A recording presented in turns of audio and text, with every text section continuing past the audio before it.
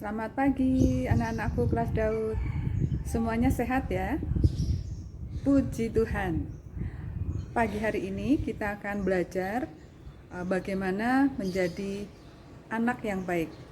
Atau lebih lengkapnya, jadilah baik hati. Apakah kalian sudah melakukan kebaikan hari ini? Marilah kita belajar bagaimana kita melakukan hal-hal yang baik.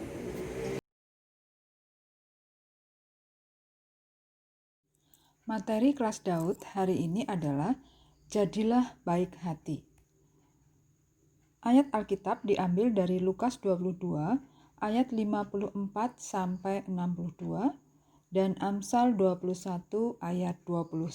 Sebelum kita mendengarkan firman Tuhan dan membahasnya lebih jauh, kita akan pujikan dulu lagu Allah itu baik.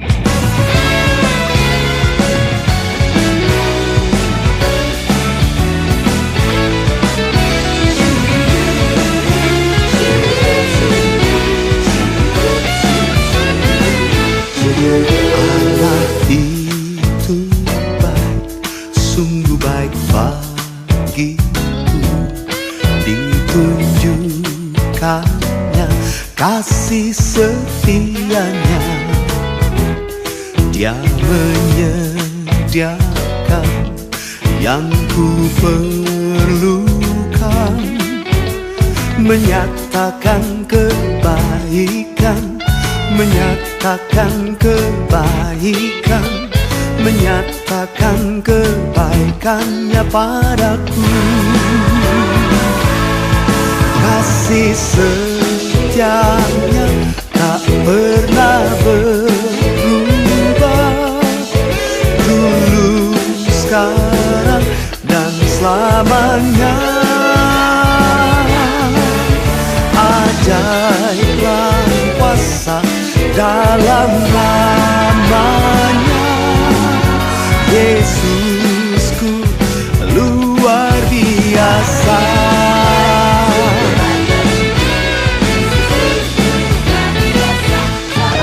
Allah itu baik, sungguh baik bagiku. Ditunjukkannya kasih setianya.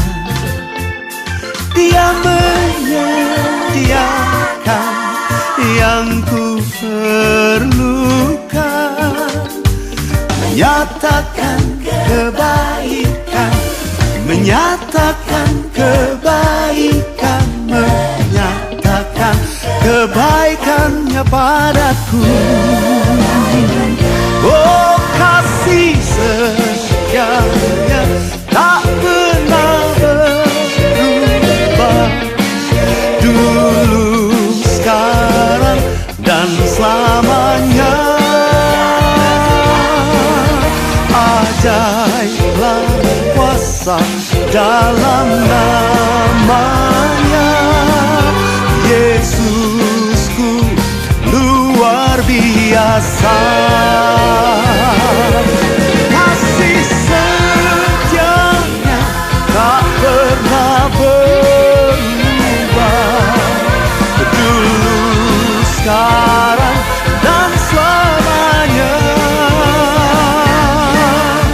Ajaiblah kuasa dalam namanya, Yesusku luar biasa.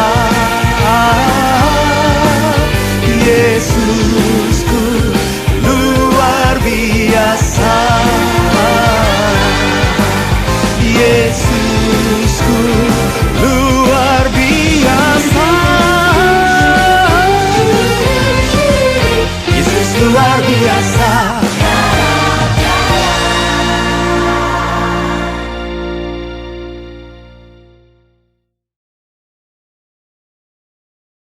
Marilah kita berdoa. Terima kasih Bapa untuk kebaikan-Mu terhadap hidup kami. Sampai dengan saat ini Engkau terus memberikan kekuatan, kesehatan buat kami semua. Dan juga terima kasih untuk kesempatan kami bisa berkumpul walaupun secara online. Kami bisa memuji dan memuliakan nama-Mu. Kalau sebentar nanti kami akan mendengarkan firman-Mu, biarlah Engkau yang akan terus memelihara hati dan pikiran kami, sehingga kami boleh mengerti apa yang Kau firmankan, dan Kau akan terus menguatkan kami, menuntun kami, supaya kami bisa melaksanakan firman-Mu di dalam kehidupan kami. Terima kasih Tuhan, dalam nama Yesus kami berdoa. Amin. Tujuan belajar firman Tuhan hari ini adalah murid akan mengetahui bahwa kebaikan hati adalah penting dalam hubungan dengan Allah dan sesama manusia, sehingga ia akan mencari pertolongan Allah untuk menjadi baik hati terhadap orang lain. Apakah kebaikan hati itu? Pada Amsal 3 ayat 3 dan 4 ada tertulis kalimat, mengalungkan kasih dan setia pada lehermu dan menuliskannya pada loh hatimu. Demikian juga kata-kata dari 10 perintah Allah diukirkan pada 2 lempeng batu sehingga semua orang dapat melihat dan mengingatnya. Allah mengatakan dalam firman-Nya bahwa Ia ingin agar belas kasihan dan kebenaran menjadi bagian yang tak terpisahkan dari hidup kita, seolah-olah itu terukir pada hati kita. Ketika seseorang memakai sesuatu di sekeliling lehernya, semua orang dapat melihatnya. Jika belas kasihan dan kebenaran terdapat dalam hidupmu, maka itu akan tampak dalam perbuatanmu. Sifat-sifat itu akan menyertaimu selalu, sama seperti kita terus-menerus memakai sesuatu yang kita hargai. Orang lain akan mengetahui bahwa ada sesuatu pada dirimu yang membuatmu berbeda dari orang yang tidak hidup bagi Tuhan. 2. Cara memperhatikan kebaikan, yaitu bisa melalui perkataan. Ketika seseorang susah atau murung, kamu dapat mengucapkan kata-kata yang ramah untuk menghiburnya. Ketika ada seseorang atau keluarga yang pindah ke lingkunganmu, kamu bisa menyapanya dengan ramah, mengunjunginya. Itu adalah tindakan yang baik.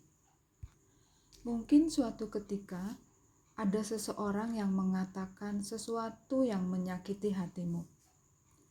Alkitab mengatakan bahwa kalian harus mengampuni orang itu.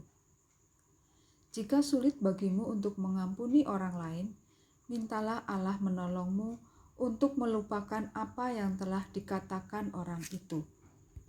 Seperti tertulis dalam Efesus 4 ayat 32, berbunyi, tetapi hendaklah kamu ramah seorang terhadap yang lain, penuh kasih mesra dan saling mengampuni, sebagaimana Allah di dalam Kristus telah mengampuni kamu.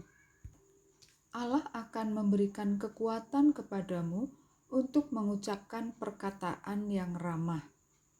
Jika kalian pernah merasa hendak mengatakan sesuatu yang kasar, mintalah agar Allah menolongmu untuk tidak mengatakannya.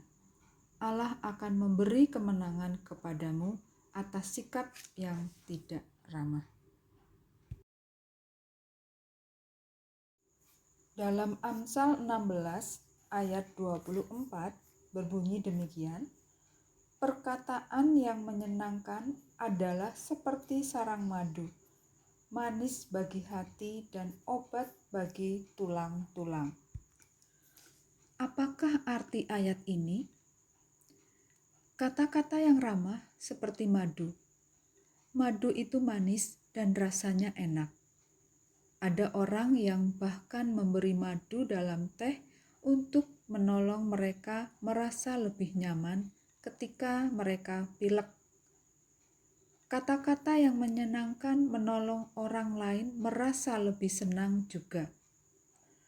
Kata-kata itu bahkan dapat mempengaruhi tubuhmu seperti obat yang menyenangkan. Keempat, selalu bersikap baik. Seperti tertulis pada Amsal 14 ayat 21. Siapa menghina sesamanya berbuat dosa, tetapi berbahagialah orang yang menaruh belas kasihan kepada orang yang menderita. Siapakah orang yang menderita itu? Tahukah kalian bahwa orang bisa miskin meskipun mempunyai banyak uang? Orang yang kesepian adalah miskin karena mereka tidak punya teman. Orang yang tidak mengenal Yesus adalah miskin dalam jiwa mereka. Ketika Alkitab mengatakan untuk menunjukkan belas kasihan kepada orang miskin, itu berarti berusaha sebaik-baiknya untuk mencukupkan keperluan orang lain. Kita dapat melakukan hal ini dengan membagikan apa yang kita miliki kepada mereka. Apakah itu uang, persahabatan, atau kabar keselamatan? Kolose 3 ayat 12 mengatakan, sebagai orang-orang pilihan Allah yang dikuduskan dan dikasihinya, kenakanlah belas kasihan, kemurahan, kerendahan hati, kelemah lembutan, dan kesabaran. Ketika kita memperlihatkan kasih, kemurahan, dan belas kasihan kepada orang lain, Allah merasa senang dan akan memberi kehidupan dan kehormatan kepada kita.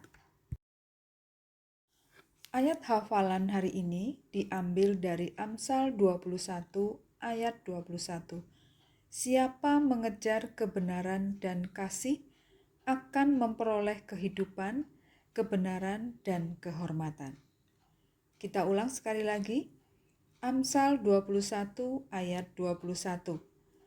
Siapa mengejar kebenaran dan kasih akan memperoleh kehidupan, kebenaran, dan kehormatan. Kesimpulan yang dapat diambil dari pelajaran hari ini adalah 1. Contoh kebaikan dan kemurahan hati yang terbaik adalah Allah sendiri. 2. Allah mau agar semua orang Kristen berbaik hati. Allah rela memberikan kekuatan kepada kita melalui Roh Kudus. Tugas untuk hari ini, yang pertama, tulislah ayat hafalan hari ini dalam bentuk poster. Buatlah sebaik mungkin. Jadi buatlah sekreatif mungkin ya. Kemudian nanti sesudah slide ini ada contoh ayat hafalan yang sudah dibuat dalam slide. Silakan kalian berkreasi lebih baik lagi dari contoh yang Ibu berikan. Kemudian yang kedua, buatlah catatan kebaikan-kebaikan yang sudah kamu lakukan selama 1 minggu ini. Kemudian kebaikan yang sudah kamu lakukan tadi dituliskan dalam bentuk poster. Nah, tugas-tugas itu dibuat sebaik-baiknya ya, kemudian dikumpulkan di dalam melalui grup WhatsApp kita ya.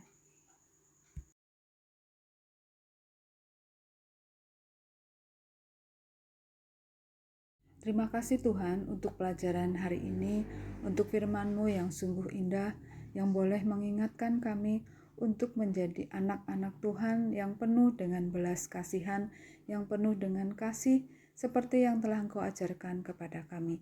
Biarlah firman ini boleh mendasari hidup kami dari hari ini dan hari-hari yang akan datang. Biarlah Engkau juga memampukan kami untuk bisa melakukan perbuatan-perbuatan baik seperti yang Engkau contohkan kepada kami.